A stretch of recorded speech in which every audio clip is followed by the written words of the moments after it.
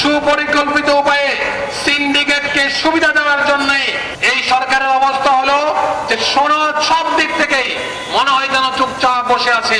মানুষের কোন সমস্যার সমাধান করার জন্য সরকারের কোনো পদক্ষেপ আছে বলে আমরা মনে করি না। যখন তেলের ক্রাইসিসের নামে লম্বা লম্বা লাইন ছিল, তখনই আমরা বলেছিলাম যে 10% যেই তেলের দাম ইন্টারিম গভর্নমেন্ট বাড়িয়েছিল, ওই জায়গায় যদি নিয়ে আসা হতো তাহলে তেলের ক্রাইসিসও দেখা দিত না, আর এত লম্বা লাইন দেখা দিত না।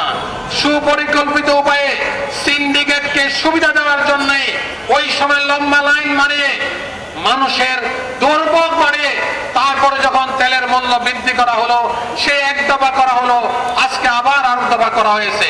সম্মানিত ভাইয়েরা, আপনারা জানেন এই সরকারের অবস্থা হলো যে সব দিক থেকেই মনে হয় যেন চুপচাপ বসে আছে। মানুষের কোন সমস্যার সমাধান করার জন্য সরকারের কোনো পদক্ষেপ আছে বলে আমরা মনে করি না।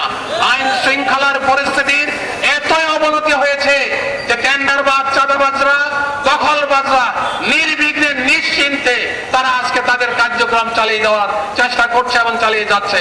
আমরা আশা করব সরকারের শুভ বুদ্ধির উদয় হবে, সরকারের শুভ বুদ্ধির উদয় হবে, এদেশের গণমানুষের আকাঙ্ক্ষা যা তা তারা পূরণ করবে।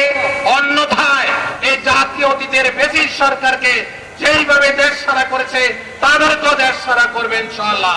আসুন আগামীর যেই কোন সংগ্রামে বিক্ষোভ মিছিলে আমরা যোগদান করে উদাত্ত আহ্বান জানাচ্ছি। আসসালামু আলাইকুম ওয়া রাহমাতুল্লাহি ওয়া বারাকাতুহু।